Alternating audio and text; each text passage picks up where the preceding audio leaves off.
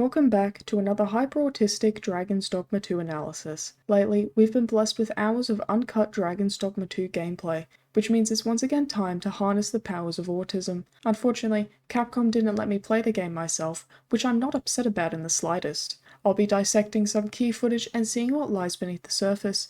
Please do note that I'll be very thorough in this video and talk about things some of you might find boring or obvious, so make sure to use the chapters to jump to the sections you're interested in. It's also important to remember that this is a demo version of a game that doesn't even have a release date yet, so many things are subject to change.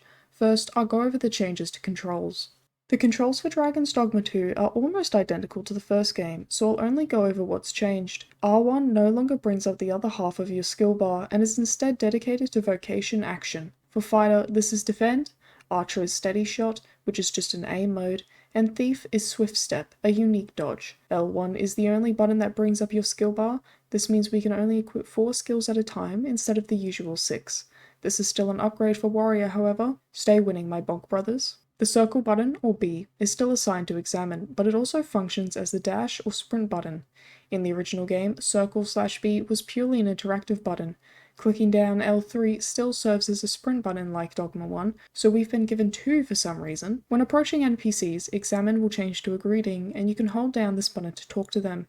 X, or A on Xbox, still serves as a jump button, but unlike the first game, X has been assigned a skill button if you hold down L1 to bring up your skill bar. Every single face button has been given a dedicated skill slot this time around. The D-pad has been assigned to pawn commands, which are the same as the first game, except this new command where you can get your pawns to wait. By holding L1, you can bring up your hotkeys, you can assign a healing curative of your choice to the top button, and a stamina curative to the bottom. The right will toggle your lantern on or off, and left will take you to your item menu. The UI has seen some massive changes in the sequel. That being said, this is a demo copy of the game and is subject to change. The minimap is in the same spot as Dogma 1, and the button layout is as well. The health and stamina bars are the biggest change, as they're now located in the bottom middle of the screen. A portrait of the relevant pawn shows up whenever there is chatter, but pawn subtitles appear in the center of the screen instead of off to the side. Pawn commands are now always present on the UI, instead of only appearing when pressed in the original. Holding L1 will change these pawn commands to the hotkey menu. Overall, I personally dislike these changes to the UI, and what they had in the original game was perfect as is, though I will admit I have almost 1500 hours in Dragon's Dogma, so perhaps I'm just too used to the UI. My biggest gripe with this UI is how the quick slots bleed into the minimap as well as the pawn icon. With this gone, the UI would immediately look less cluttered. But preferably, the whole UI needs a visual overhaul. Your experience earned is shown in the top right like before, but now your discipline points are also shown. The pause menu has seen some major changes as well. Everything is now condensed into one menu instead of using select for the item menu and start for the pause menu. Going into the item menu, you have all items, consumables, camping supplies, materials, precious/quest items, weapons, headgear, torso, legs, cloaks, and rings. Underclothing and gauntlets have unfortunately been removed. This could just be because it's a demo build and gauntlets haven't been implemented yet, but I do feel like it's very likely they did away with underclothing. You can enter the combine menu with square and sort your items with triangle. Your party status is displayed on the left side, and they've introduced specific icons to represent your roles. The Arisen has a heart icon, your main pawn a blue hand, and your support pawns get a grey hand with a 1 or 2 on it. In your equipment and inventory menus, these party symbols are also present. When hovering over an item, it will tell you how many of it the Arisen, your main pawn, and your support pawn possesses, as well if it's in your storage. The map is now displayed in the center, but it seems you can enlarge it by going into the map menu here. Items are kept at the top and can also be accessed during gameplay by holding L1 and pressing left on the D-pad. There is a quest menu beneath the map, but it also shows your currently selected quest in the top right of the pause menu, and allows you to automatically view its details from here by pressing triangle. Your gold and rift crystals are also displayed in the very top right, confirming that rift crystals are a returning currency. It's very likely RC will be earned from normal gameplay, but primarily pawn rentals, just like in Dragon's Dogma 1. It's already been shown that you can hire pawns by spending RC. Hopefully the endgame for Dogma 2 doesn't revolve around spending your RC on gambling for powerful equipment. What's even more concerning is if they return buying RC for real money from the original release of the game. This was scrapped later on, but hopefully they don't return to it. Dragon's Dogma 2's introduced a number of new mechanics, but hasn't explained them in great detail. This is what I found so far. There is now a camping and cooking system. Camping consumes a camping kit and restores your health. You can cook food based on recipes and they consume materials. They also give timed buffs. There are different types of camping kits, so get ready to grind for your pimp-ass tents. In the demo, players had the modest camping kit, which is cheap, only weighs 7 kilos, but is susceptible to monster attacks. Resting at a campsite is the only way to heal past your loss gauge, which is the white health bar inside your normal health bar. This was a mechanic in the first game, but there have been some changes. Upon taking damage, this white health bar appears and you can't heal beyond it. Not even with items, healing spells, nothing. You have to rest at a campsite or an inn to fully restore your health. The loss gauge exists to make it difficult to spend a lot of time in the overworld without resting. Camping has essentially allowed the player to stay in the wilderness for longer without needing to return to cities. It'll be interesting to see if our storage is accessible from a campsite. You can select between human and beastran, and Itsuno has confirmed that NPCs will perceive you differently depending on your race. Unlike the first game, you can now vault over obstacles by pressing jump near them. This will play a specific animation instead of a jump. Not all NPC interactions will change your camera angle anymore, but some still do. When sliding down cliffs, you can detach from the surface, then reattach yourself. Let's list off some general changes that have been made to combat. It's possible to pick up smaller enemies without staggering them first, or making them vulnerable. There is also a drop button, not just a throw button anymore. Dropped enemies still take damage. There are now takedowns and cinematic executions. If an enemy is knocked down, you can perform an execution to finish them off, but you may just trigger a cinematic kill upon defeating the enemy. A cinematic execution also plays on large enemies if they've been knocked over, which deals a lot of damage. These executions do not give you iframes and you can be interrupted out of them. Holding R2 near a large foe will make you hold them. You can use this to draw their attention, limit the movement of that specific limb, or trip them over. Enemies have more interactions with the environment, such as smashing into a surface, dealing further damage, if they get knocked down into it. Along with this, enemies will adhere to the shape of the terrain that they fall on. If they are knocked over on a slope, their bodies will lay down on it. From the footage shown so far, there doesn't appear to be an option to struggle out of an enemy's grip when they grab you, but if a pawn manages to free you, enemies stagger more than they did in the first game and can usually be knocked off balance immediately after. Some enemies like ogres will hold you for a while before they actually begin damaging you upon a successful grab. Your character will automatically swing upwards when a foe is above them, and they will also swing downwards if the enemy is below. Instead of animated knockdowns we got in the first game, they've utilised ragdoll physics. When climbing enemies, you can stand on them if you have good enough footing. You enter an aiming mode when throwing projectiles, and a trajectory line also appears. A transparent shockwave appears when you successfully stagger and knock down enemies. This isn't just from weapon attacks, but even jumping onto an enemy. The player can enter a downed mode when their health reaches 0, which makes them crawl. You can escape this phase by using healing curatives or having a pawn try to help you up. After killing a large enemy, the final hit plays in slow-mo. Friendly fire is present in all enemies. In the previous game, only specific enemy types could commit friendly fire on each other. Fighter can now crawl up a Cyclops' ass as its vocation-specific ability. If you get knocked up against a wall, your character will stagger and fall right over. Fighting in enclosed spaces can be incredibly dangerous right now. Try to avoid having your back against the wall, even if that's something you're into. Dragon's Dogma 2 is putting even more effort into pawns this time around, with more dialogue, more commands, and some more customization yet unknown to us. Pawns can only be basic or advanced vocations, not hybrids. This means your pawn can be a fighter, mage, archer, thief, warrior, or sorcerer, with the advanced yellow and advanced green vocations currently unknown to us. I'm going to list some basic observations regarding pawns. Pawns will now react to what other pawns say, leading to conversation between the party, instead of talking to only the arisen. Reviving downed pawns now takes time. I'm not entirely sure about this, but it seems that the health the pawn restores upon being revived is dependent on how many bars they had left while downed. The more bars they have left, the more health they restore. These bars go down the longer the pawn is unconscious, and if healed completely, they'll be sent to the rift. Activating a rift stone doesn't take you through a loading screen anymore, but exiting the rift does. Pawns possess inclinations like in the first game, which influence their behaviour. They had primary and secondary inclinations, with tertiary and quaternary inclinations being hidden values. Now, pawns only show one inclination and a specialization below it. These two pawns here are lacking a specialization, but Godwin here has a logistician specialization, which is the only one I've seen so far. The inclinations here consist of simple, kind-hearted, and calm, and I'm sure there's more. These sound more like personality characteristics, while specializations seem like combat behaviors. I was hoping for more advanced AI customization outside of inclinations and specializations, but perhaps there's more they've yet to show. We don't know for sure what an inclination and specialization is, but we can make a few assumptions. Inclinations probably determine the personality of your pawn and what kind of dialogue they say, while still having an effect on combat. A kind-hearted pawn might be more willing to help the Arisen and his allies, while a calm pawn keeps their composure in tough situations. A simple pawn might be reluctant to switch tasks. For example, if they're busy attacking an enemy, they will be less likely to consider doing a different action and just keep attacking the enemy. Or maybe they don't like thinking for themselves and are very receptive to the Arisen's commands. Logistician honestly seems like utilitarian from the first game. The pawn exploits enemy knowledge and weaknesses more often, while also using special items that give them an advantage in combat. We can see a rating system here which consists of like, heart, or no rating. It seems the amount of likes and hearts your pawn gets is permanently tallied on their profile. Make sure to give Chonklord lots of hearts when the game comes out. Below that is Quest Guide, which likely refers to whether or not the pawn will guide the Arisen during quests they're familiar with. This is something pawns did automatically in the first game, but now it seems to be a toggleable option. There is now something called a pawn quest, and I have no clue what that is. Perhaps pawns will give the Arisen quests now. Maybe they come from other players, or they're determined by the vocation of the pawn. I'm looking forward to knowing more about this. Below that is simply the Arisen's details. What's most exciting is that pawns now have their own ID, which means it's easier to share them with others. Previously, this was only a feature on Switch consoles.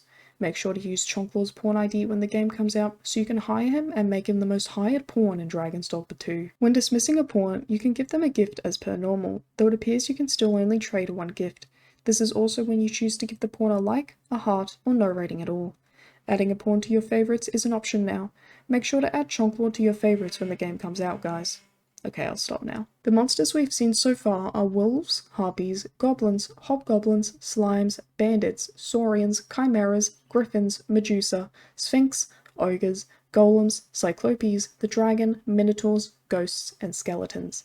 There's even these mysterious swamp goblins, but I'm not sure if they're just a small version of the hobgoblin. I won't be talking about all these creatures because there's either very little or no gameplay footage of them. For now, I'll list off some interesting observations. Monsters will outright fight each other at times, even when the player isn't involved. This is a great way for the world to feel lived in, instead of solely revolving around the player. Enemies have basically become walkable surfaces now. You can stand on top of enemies, even on their arms and other limbs. Imagine jumping up a Cyclops' arm and then to its face, instead of slowly climbing up its body. The Cyclops moveset is almost identical to the first game, except it now has this overhead smashdown. The wind-up time is incredibly long, and it looks like it becomes more vulnerable to knockdown while doing this attack. When heavily staggered, the Cyclops can do a tripping animation where its left leg ends up suspended in the air. You can trip the creature over by attacking it, but focusing its right leg is probably the fastest way to trip him.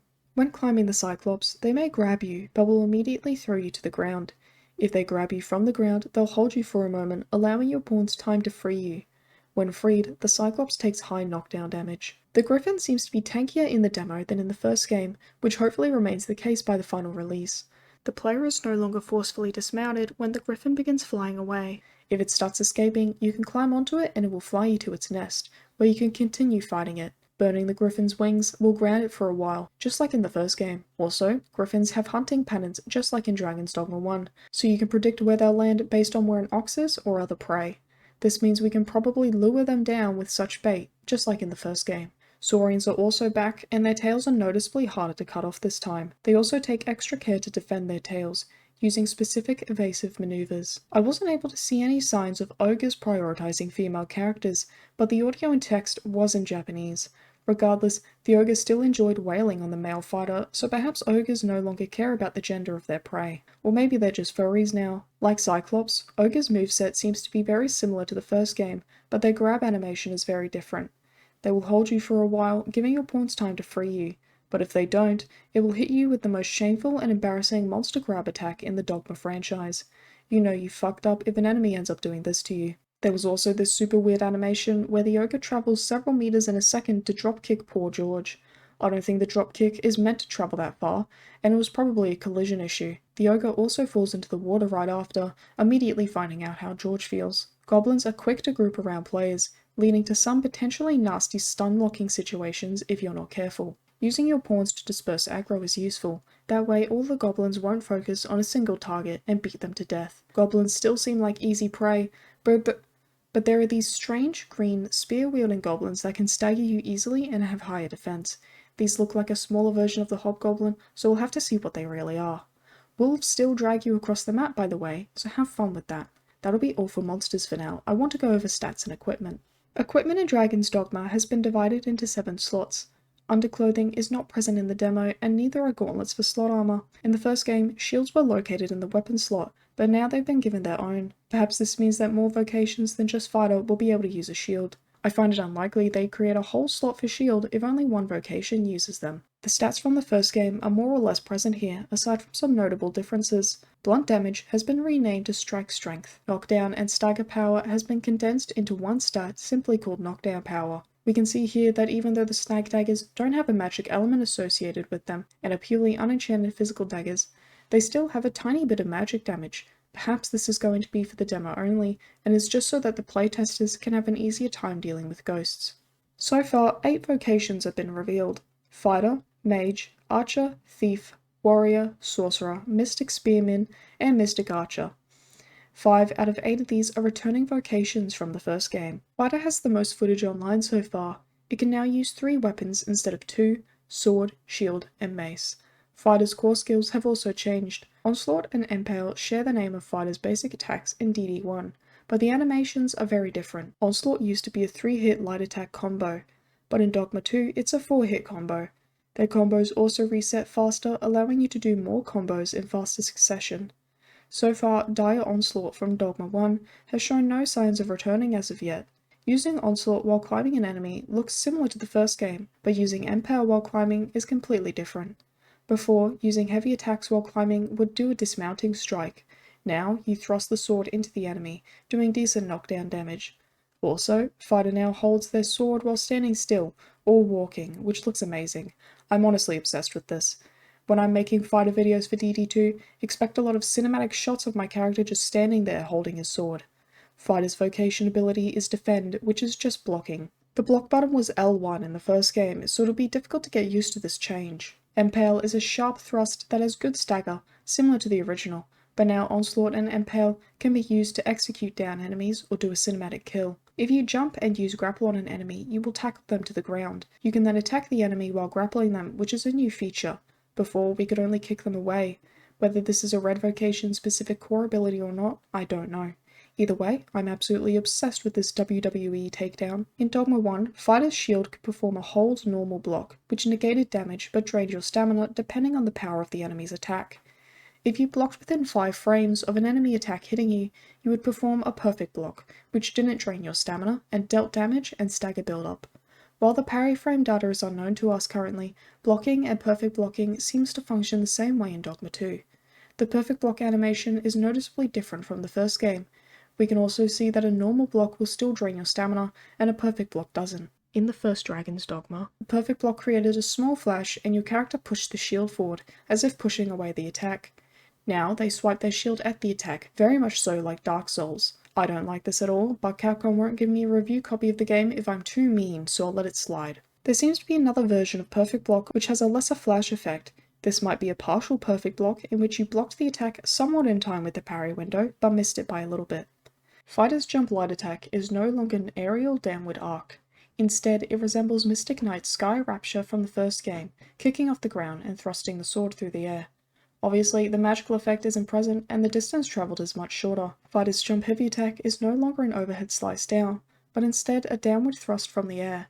The fighter uses the momentum and weight to drive down the sword, making the attack feel hefty and powerful.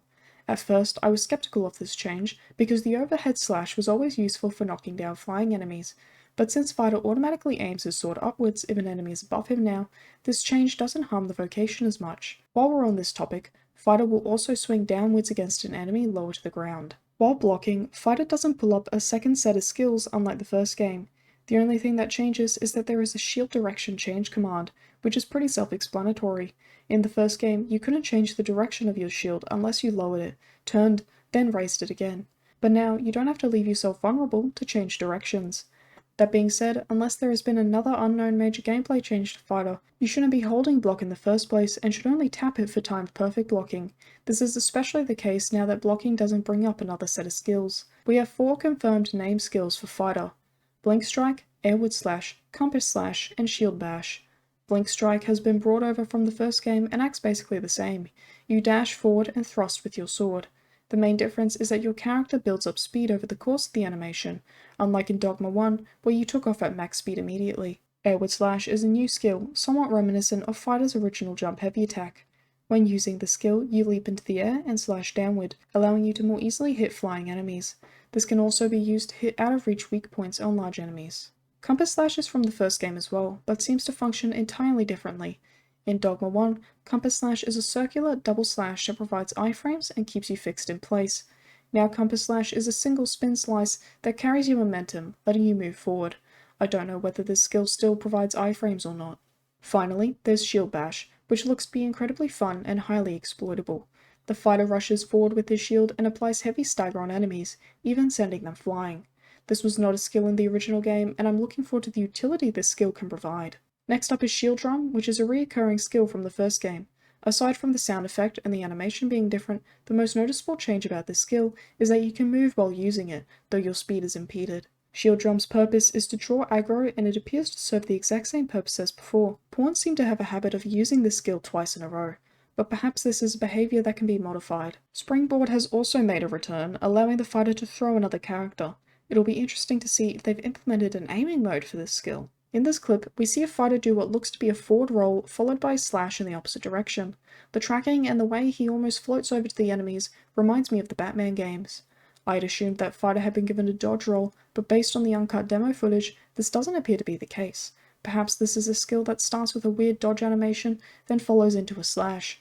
Whatever it is, it looks really unfinished, but if I were to guess its purpose, it may function similarly to Hindsight Slash. In Dragon's Dogma 1, Hindsight Slash makes you do a backstep with iframes. If you evade an attack with the backstep, the preceding slash will double in damage and play out in slow-mo, notifying you that you executed Hindsight correctly. If you use Hindsight but dodge nothing, the damage is underwhelming and no slow-mo plays. In this Dogma 2 footage, the fighter rolls but doesn't actually dodge anything. When he goes to slash the goblin in the opposite direction, no slow-mo plays either. If this skill does function the same way as Hindsight, then he didn't perform it correctly. Whatever it is, the skill looks very unpolished, and it's hard to determine its purpose right now. When people saw this footage initially, myself included, we assumed fighter had been given a dodge roll. For now, I'd like to discuss the implication of fighter receiving a dodge roll. We already know that fighter doesn't have dodge roll as a core ability of any kind, but perhaps it will be a skill he can slot later on. While it's preferable that a dodge roll isn't tied to fighter's core abilities, I want to discuss why fighters shouldn't have a dodge roll at all. In the original Dragon's Dogma, dagger users could roll forward because they had no iframe abilities outside of it, the only exception being Assassin, who was a hybrid of fighter anyway. In the very original release of Dragon's Dogma, before Dark Arisen, forward roll didn't actually have any iframes, but we won't be discussing that now. Forward roll costs no stamina, and thanks to its generous movement, is very easy to use when evading attacks. Because you can roll out of the range of enemy attacks with it, its iframes primarily served as a safety net in case you can't roll completely out of range, but they also let you roll into enemy attacks. Needless to say, forward roll is a very powerful evasion skill. For vocations that can't wear heavy armor, nor have access to as many defensive skills and sources of evasion, forward roll is a necessity to them. On the other hand, you have Fighter, who wears heavy armor, can unlock up to 4 different iframe skills, gets a shield that can completely negate damage, and reduce their damage taken by 50% via Steel Will. It's obvious to see that Fighter does not need dodge roll, and it would be very imbalanced if it did. As the most autistic fighter main on the planet, the idea of Fighter receiving a dodge roll makes me want to wail in despair. Rather than for evasive purposes, perhaps they wanted to give Fighter a bit more mobility, and this is the reason they've added in this role. Fighter's mobility is admittedly limited, but adding in an evasive role is not the answer to this. Assassin in Dogma 1 can use Moving Castle, which doesn't give iframes, but is used to get around fast with a shield. There is no reason Fighter couldn't also have this skill. Now that I think about it, Shield Bash has a few similarities to Moving Castle. I still don't think Fighter needs an ability like Dodge Roll or even Moving Castle for that matter, but I'm curious to see what direction the developers take this vocation. Finally, we're onto augments. Since this is a demo build, the vocation rank requirements for these augments is unknown. It's also very possible these augments could be changed later, and which vocation unlocks them. First up is Dominion, which is similar to Fitness from the first game. The difference is that Dominion lets you pin and hold foes for longer, while Fitness halves the stamina consumed while doing so. Diligence is a new one, as it's based around the new downed mechanic. You can heal to escape being downed, but Diligence speeds up your recovery, which likely refers to your natural health recovery while downed. Provocation is another new augment, and a very interesting one at that. It increases the likelihood of being attacked by enemies in the same way the Stamina Hammer did for warriors. It was always peculiar that warriors were better at drawing aggro than fighters in the original game. Combined with Shield Drum, this augment appears to be the best aggro draw in the game. That being said, we don't know what skills and weapons warriors will get, and it's very likely that these augments can be shared across vocations as per usual. Thew is the same as Sunu from Dogma 1. It increases your carry weight. Sunu increased your carry weight by 20 kilos, but I have no way of determining how much additional weight Thew gives, because Capcom didn't let me play the fucking game. Metal augments your physical defense. In Dogma 1, defense bonuses were a flat physical damage reduction, and it'll be interesting to see if that's changed in the sequel. Before we wrap up the fighter section, I want to talk about what I'd like to see from Fighter in the sequel, but do note that this is all wishful thinking.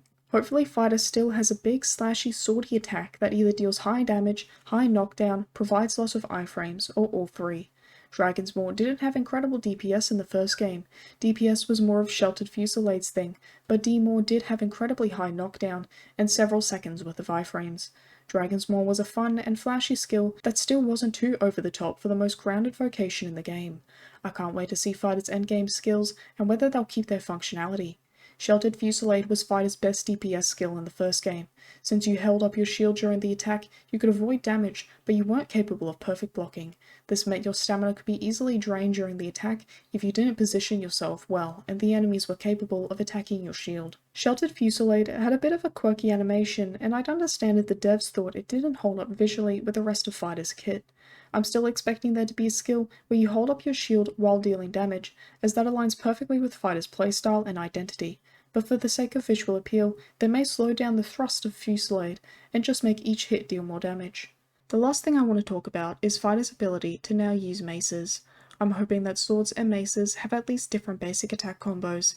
It would be preferable if they had entirely different movesets, including both basic attacks and skills, but if a mace ends up being just a blunt damage sword again, that would be incredibly disappointing and show no growth for Dragon's Dogma's gameplay in this regard. Fighter's sword attacks are quite fast and have very little hit stop to simulate slicing through flesh.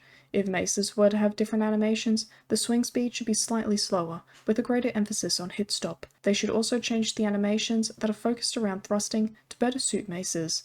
I know you can thrust with a mace in real life, but in the first game it really did just look like a sword thrust animation layered over a mace. They just have to change it up so it looks more fitting. That's about it for the Fighter vocation so far. It seems they've stayed rather faithful to its design in the original game, but have implemented some direct improvements, such as the ability to use a mace, better aerial abilities, more mobility while using specific skills like Shield Drum, and extended basic attack combos. My only real concern with Fighter's execution in Dogma 2 is this weird dodge roll looking skill, but putting that aside, this Fighter main is very happy. Without a doubt, Fighter will be the first vocation I play upon the release of Dogma 2.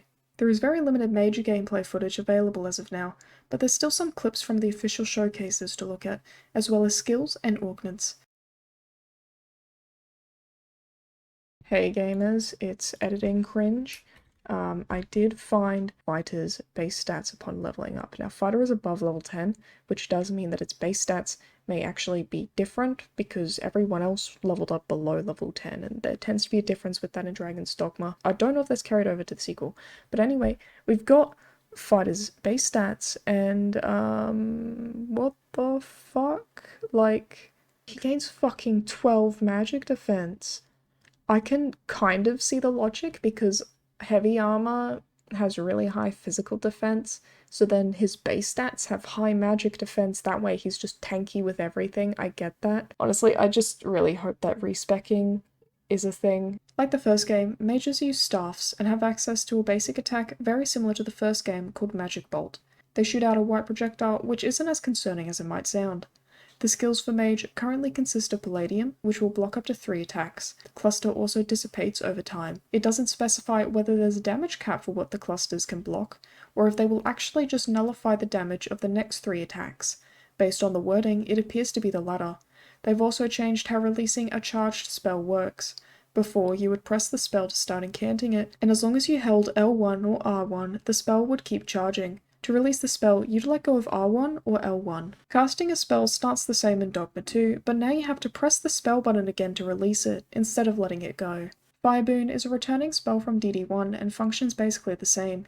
You can imbue an ally's weapon with fire, though the magic damage boost and the duration aren't specified.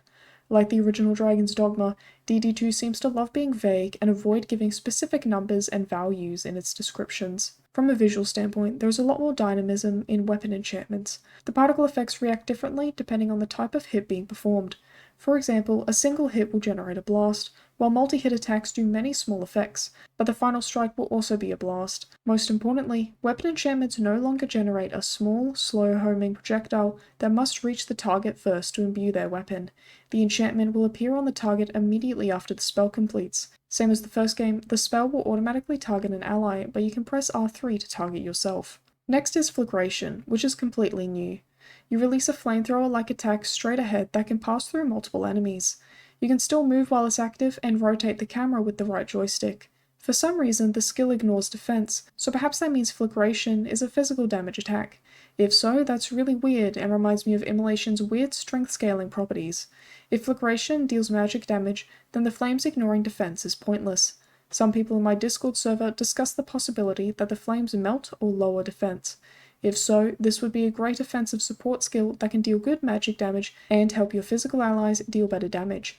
Perhaps this description will make more sense, or it'll be revealed that Flagration deals physical damage. Then there's 11, and aside from some visual differences, seems to function the same way it does in the first game. Interestingly enough, you can summon additional bolts by consuming stamina.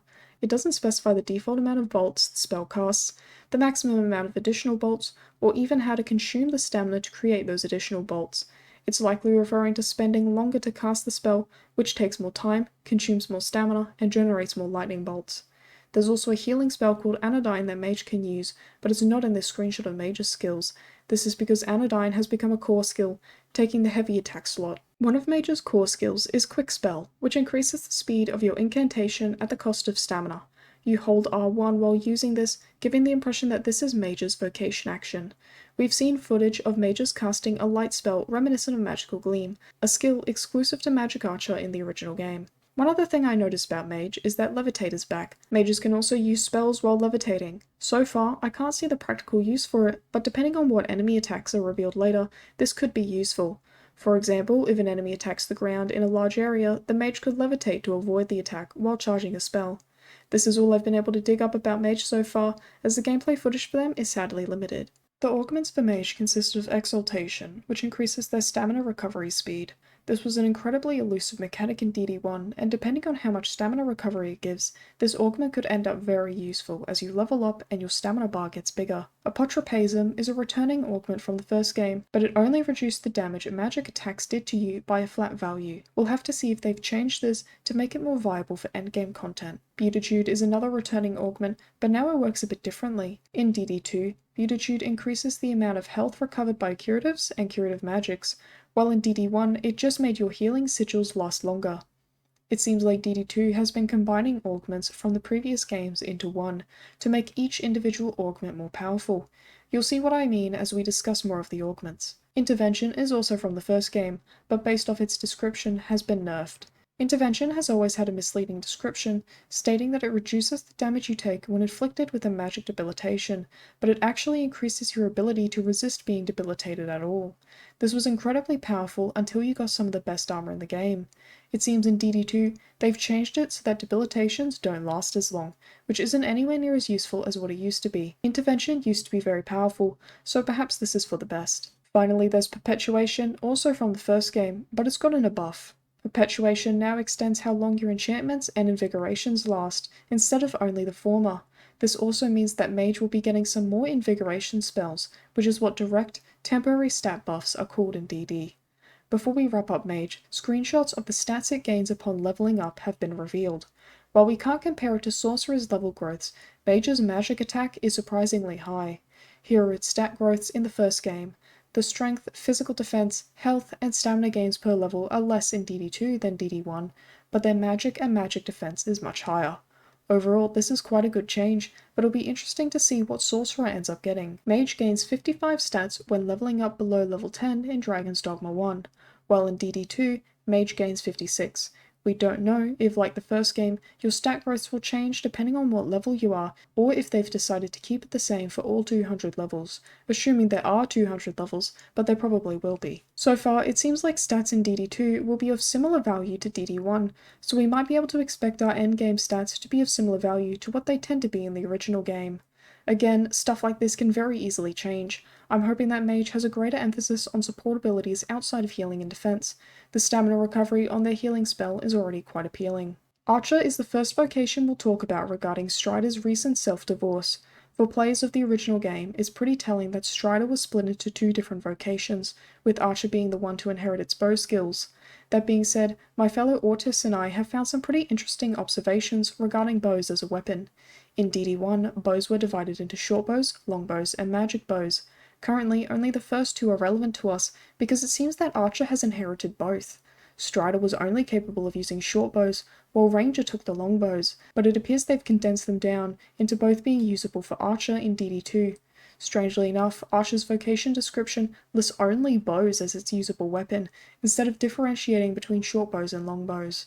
In the original Dogma, short bows and long bows had different stats, skills, and animations. Short bows had faster animations, less recoil, and didn't impede movement speed as much. They also did their optimal damage when close to foes, and did less if they were too far away, or even way too close to the enemy. Longbows were heavier and had slower animations, but higher damage and knockdown. Their core skills were different from short bows as well, and your character moves slower while aiming than with a short bow.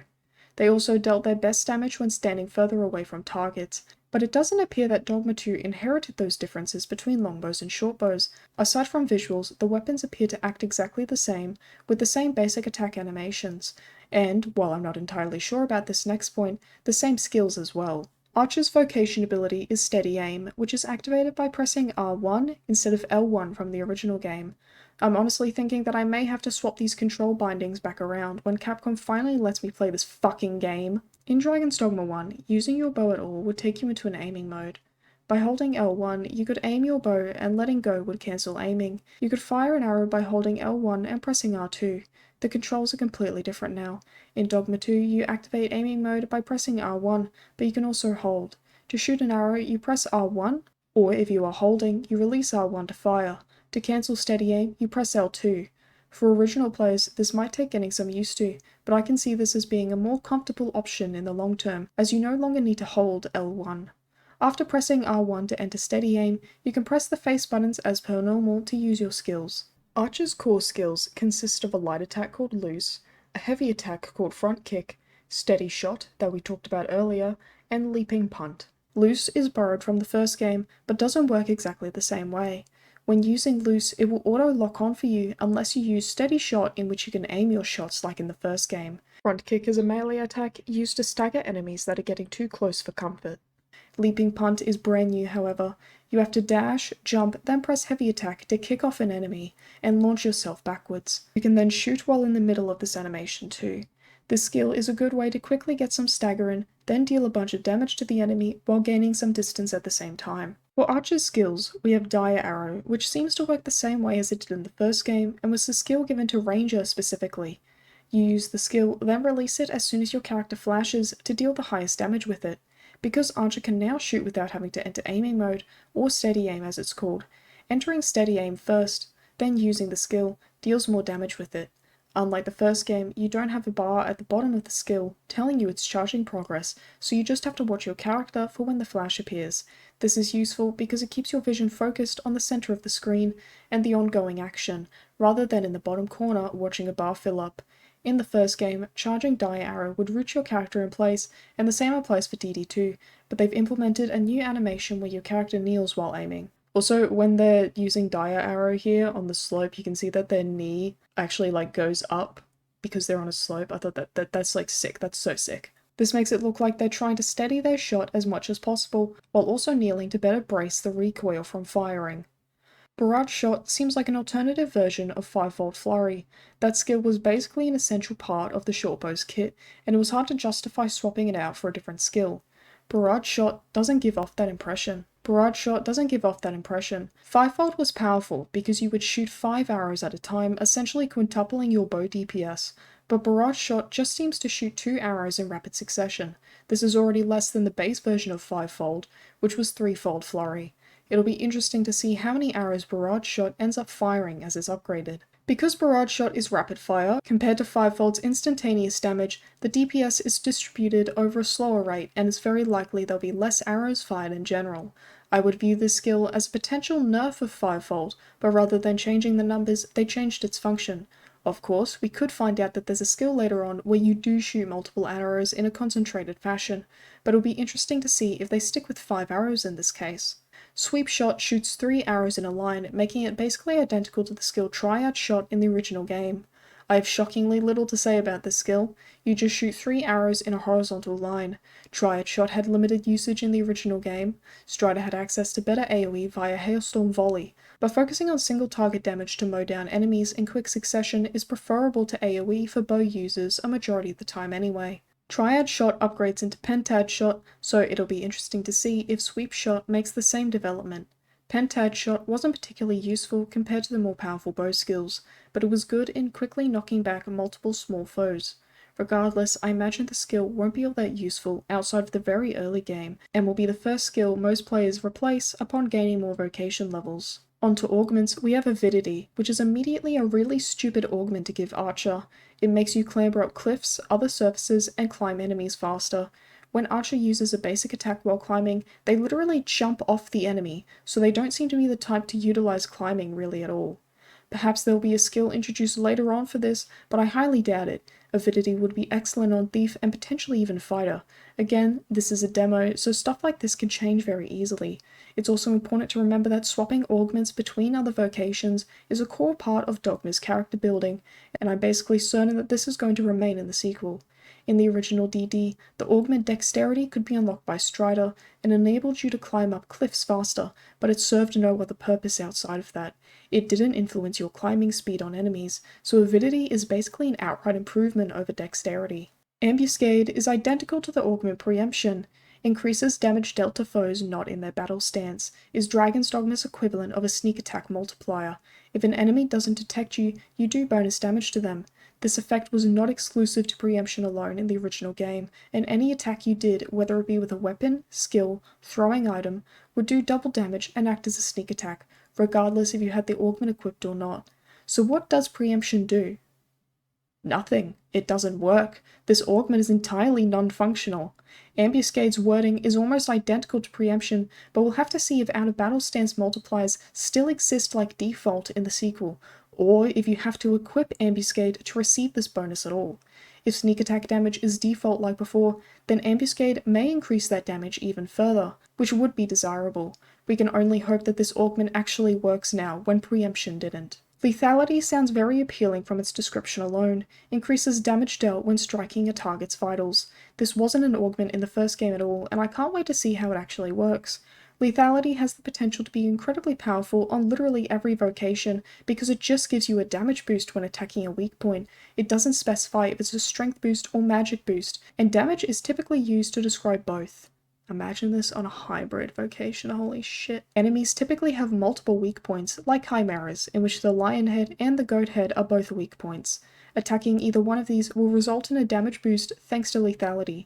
We, of course, don't know how much damage it is, or if there is going to be a stronger offensive augment in the game, but remember to keep an eye on this one when we finally get our hands on the game. Endurance is an augment also from DD1 that Strider could unlock, and it increases your stamina by 100. We don't know the specific value in DD2, but the fact that Archer has this instead of Thief is pretty interesting.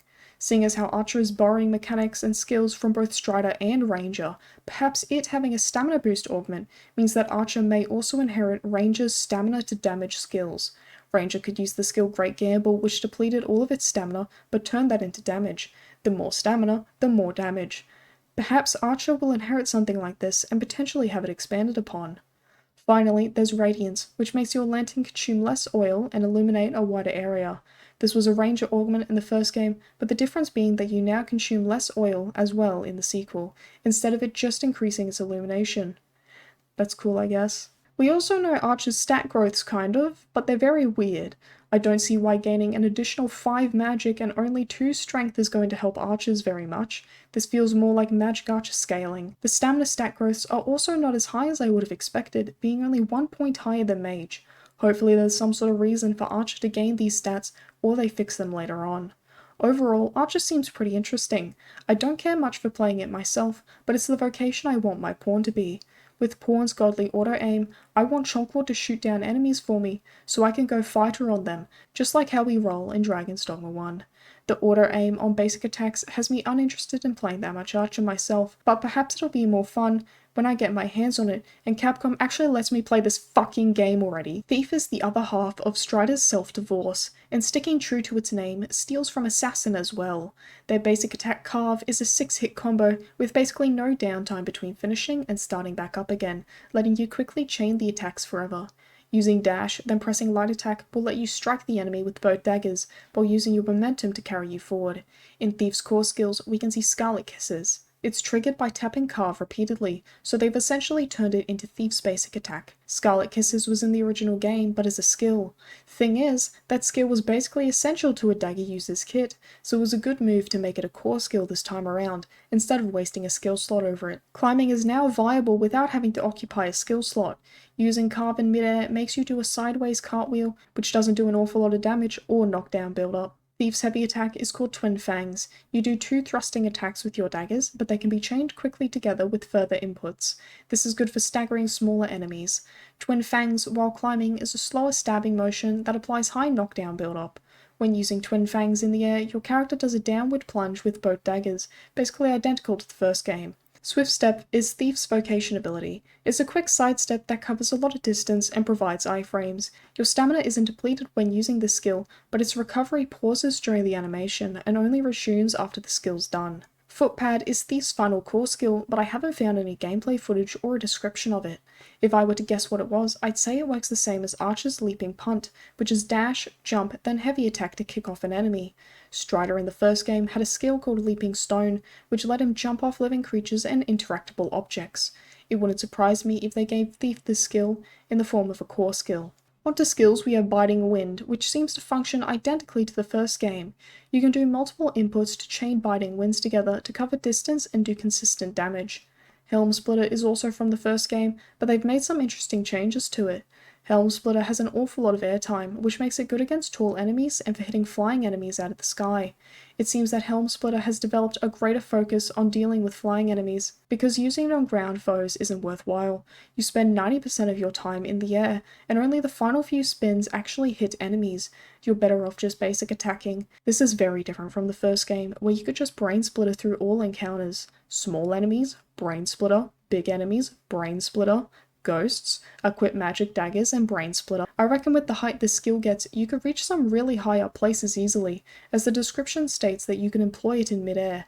It also mentions it does more damage the more height it has. If we can get our hands on some fall damage mitigation abilities like the Grace Augment from DD1, this could have some pretty nasty synergy. It'll also be interesting to see if Helm Splitter retains its glitch from the first game.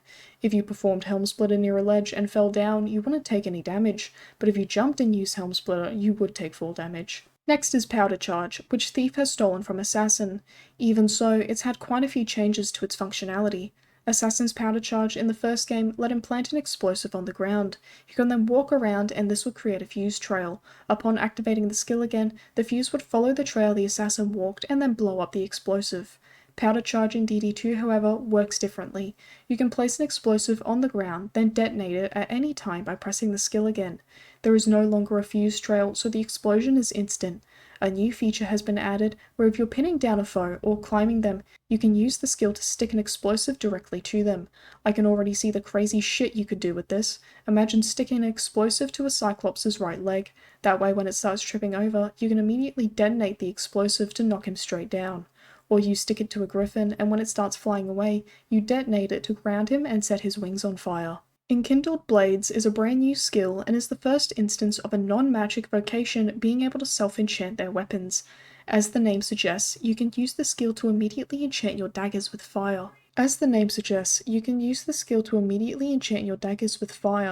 This can be employed even while clinging to an enemy or pinning them down. Smokescreen is another brand new skill in which you throw down a smoke bomb at your feet that can blind and stagger enemies in the surrounding area. Now, this doesn't appear to be an actual blindness debuff, but it does make the enemy have difficulty seeing you for a few seconds. You can also employ this while pinning down a foe. This sounds particularly useful, as attacking a pinned enemy can leave you vulnerable. You could grapple the enemy, then use a smoke bomb to keep yourself safe, while you stab them to death. Finally, there's Shadow Cloak, which is the ultimate possible redemption for the Assassin vocation. Unfortunately, it's no longer alive to see this. The existence of Thief and Magick Archer basically confirms that Strider, Assassin, and perhaps even Ranger have been slaughtered, their skills and abilities split between Thief and Archer. Shadow Cloak resembles Invisibility, an Assassin skill from Dragon's Dogma 1, but Invisibility is an incredibly weird skill. It doesn't actually make you invisible, and it has absolutely no effect on your ability to be detected. All it did was make you immune to taking damage and drain your stamina very quickly. I've always hated this. It felt like they realized they couldn't implement a proper invisibility mechanic that affected detectability, so they just scrapped the idea and went with invincibility instead. Shadow Cloak actually affects your ability to be detected. It's less effective while attacking or dashing, so it feels like an easy way to just sneak past hordes of enemies, but with your pawns following you, it won't be very effective. Like the first game, Shadow Cloak also drains your stamina. It seems like its primary purpose is going to be a combat initiator, to easily pull off sneak attacks on enemies. Archer's Augment Ambuscade looks like it will synergize perfectly with this skill. It makes me wonder if Thief will get a sneak attack dedicated skill at some point. For Thief's augments, we have Verve, which increases your strength. Previously, Fighter and Warrior possessed the standard strength-boosting augments, so it's interesting that Thief's been given it now. Subtlety is the opposite of Fighter's Provocation augment, and while it's fitting for a Thief to have this ability, I can imagine this working incredibly well on a Sorcerer or Mage pawn. A Fighter with Shield Drum and Provocation, then a Sorcerer risen with Subtlety will basically never get targeted. Gratification slightly restores health upon killing an enemy, which could be useful for niche builds. Poise reduces the stamina consumed when an enemy grabs you. Your stamina is depleted while an enemy holds you, but it doesn't seem like they try to fully rid you of your whole bar. So far, I don't see this as a particularly useful augment. Finally, there's Vigor, reducing stamina consumed while pinning foes down or clinging to them. This augment sounds valuable for a climbing build and could even have some use on Fighter. That's all we've got for Thief so far, and while it does look quite fun, sneaky rogue classes are for pussies. Let's move on to a real vocation. Unfortunately, there's no gameplay footage of Warrior outside of what's been posted by Capcom. We still get to see the names for its core skills, weapons, and augments at least. First up is Mighty Sweep, and based on the fact that it's listed first, is a light attack. Light attacks are listed first in core skills, followed by the heavy attack, then vocation action. While we haven't seen any proper gameplay, Mighty Sweep sounds like the name for the attack used in the first trailer. I think it's safe to assume that this circular, sweeping attack is Mighty Sweep, Warrior's light attack combo. We only saw 2 inputs for this attack, but the clip appears to have started halfway through the Warrior's animation, so we don't know what the beginning of this skill looks like. It also looks like this is the moving light attack version, so the animation will be slightly different when standing still. Stone Splitter is Warrior's heavy attack, and we've seen what looks to be the moving version of it. You swing your weapon in the air and arc it down. It's very slow and doesn't look to be very powerful. The animation also feels weirdly lacking. I can see it being useful for knocking down flying enemies at least, or hitting higher up weak points. For Warrior's final core skill, there's Barge, which seems to be a vocation ability. We don't know what it is, but based off the name, it's safe to assume that it's a charging forward ability of some kind, just like Indomitable Lunge in the first game. Lunge's multi-hit properties were very useful on weapons like Heracles, so we'll have to see if such mechanics make a return. Skyward Sunder is Warrior's only weapon skill listed so far, but based on its name, we can guess that it's used for targeting flying enemies. For Warrior's first augment, we have Intrepidity, which looks to be identical to the secret augment Metal.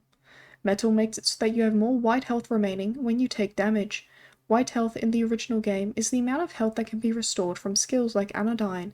It appears they've given this augment to Warrior instead, which is fitting as this vocation is going to be taking damage more than the others. The wording for Intrepidity is different from Metal. Reduces the combination of the loss gauge when receiving damage. The loss gauge refers to this white health mechanic, and there have been posts describing it based on what's been said in interviews. In the first game, you could heal beyond the white health bar with healing items, but that's no longer the case in Dragon's Dogma 2. In order to recover beyond it, you have to use a camping kit and rest for the night, or go to an inn. Intrepidity will make it easier to remain in the open world for longer periods of time without needing to rest. Next is pertinacity, which enables you to break through guards more easily. In this footage, we can see Warrior effortlessly break through the guards of these goblins.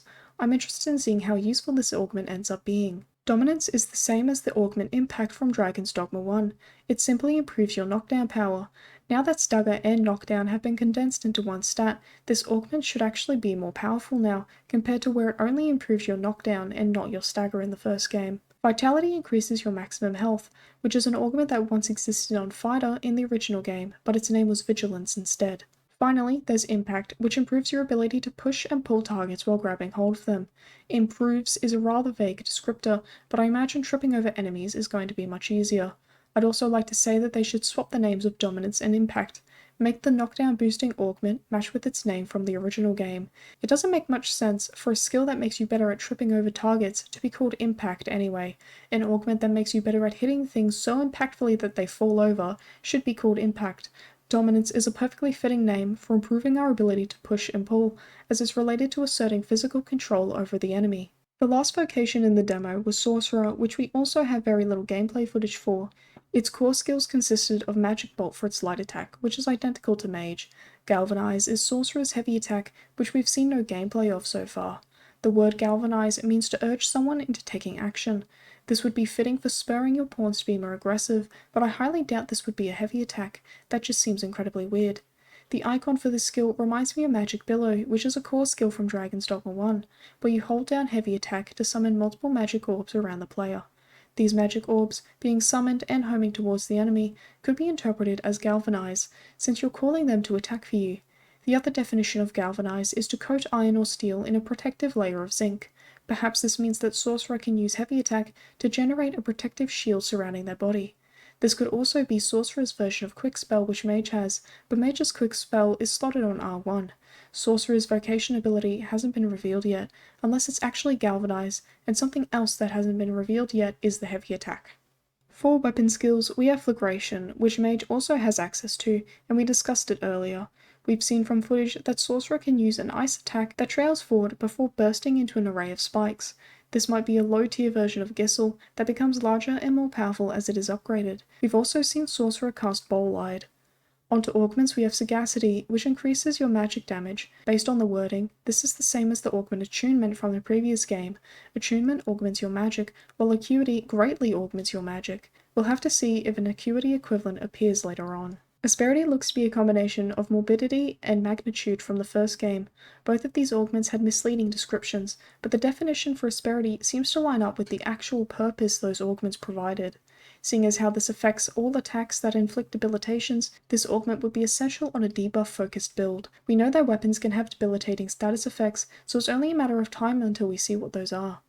Constancy is similar to the Sorcerer augment Gravitas from the first game, which increases your knockdown resistance while casting spells. Warrior also had a couple of knockdown resistant augments in the first game. The difference with Constancy is that it just gives you knockdown resistance all the time. You no longer have to be casting a spell. This augment would be very useful on any melee vocation. Stasis reduces the rate at which items deteriorate, likely referring to food items. If there are any more quests where you have to hand in large quantities of perishable foods, this augment may actually see some usage. Catalyst increases the damage dealt when using an element an enemy is weak against. Like lethality from Archer, I can see this being a staple part of a caster's kit, but it makes me wonder if it's going to be worth slotting for a hybrid class like Mystic Spearhead, who seems to use quite a lot of physical attacks. While situational, I imagine this augment could affect physical weapons that have been enchanted. That'll be it from Sorcerer for now, until we get more footage and info.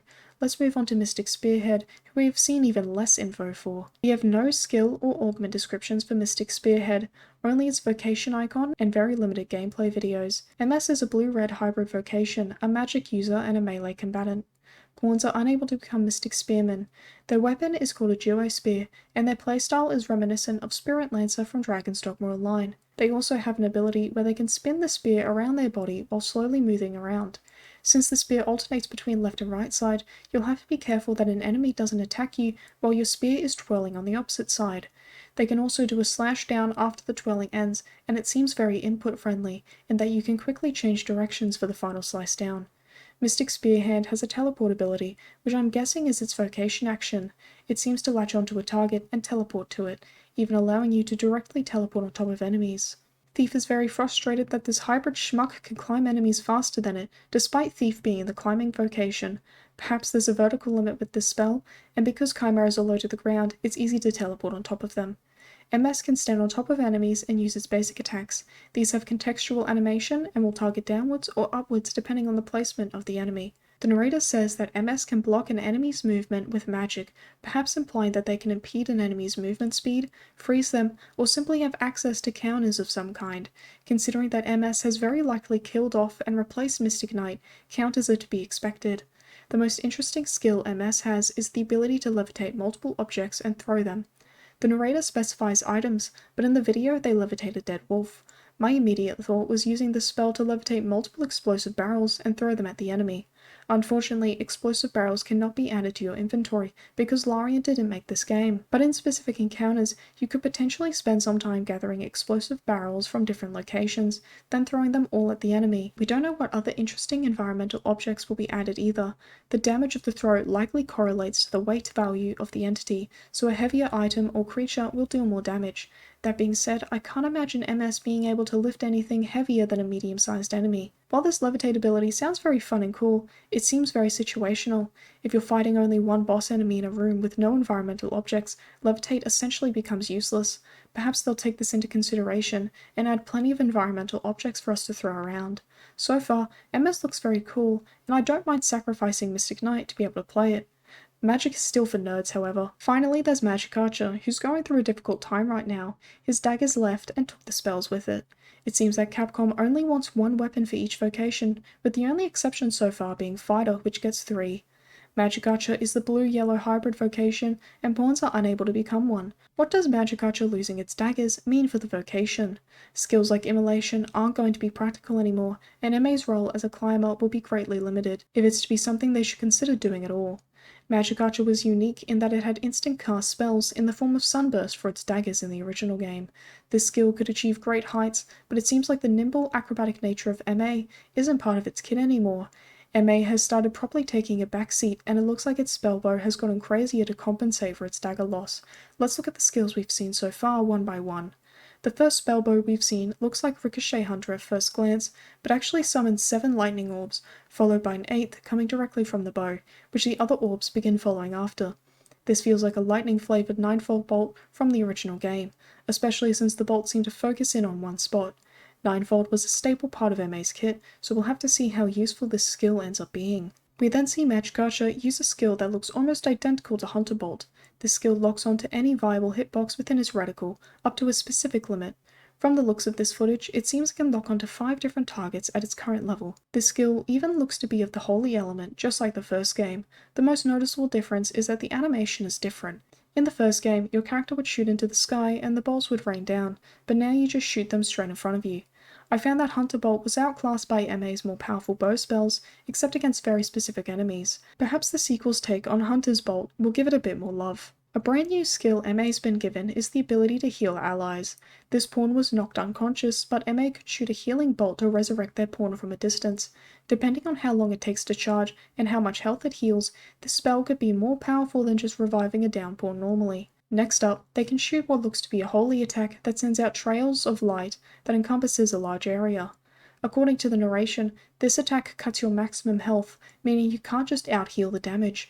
I'm not sure how your health will go back to its normal value. This skill reminds me of Mystic Knight's Holy Furor, which was absolute garbage, with terrible damage, terrible cast time, and would deplete your stamina afterwards. Hopefully this skill does better in the hands of Magick Archer.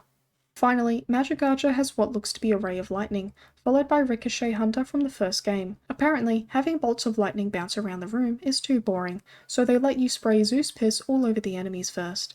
This is likely to make Ricochet Hunter more viable in open areas. During the lightning ray, your character's movement is limited, but returns to normal once the ray dissipates, and remaining lightning begins bouncing around the room. I'm actually quite interested in seeing what they do with Magick Archer. Magic is still for nerds though. Those are all the vocations revealed to us so far, so we're gonna have to wait for later releases to see how many vocations they end up adding. Welcome to the furry review portion of this video. I wouldn't be able to live up to the title of this video if I don't analyse the attractiveness of this new furry race.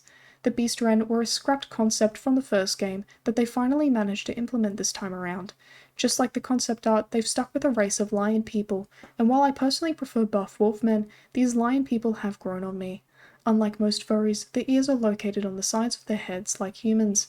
This makes them come across as realistic, since it would be very impractical for humanoids to have ears on top of their heads. Some Beastren have varying degrees of facial anthropomorphization.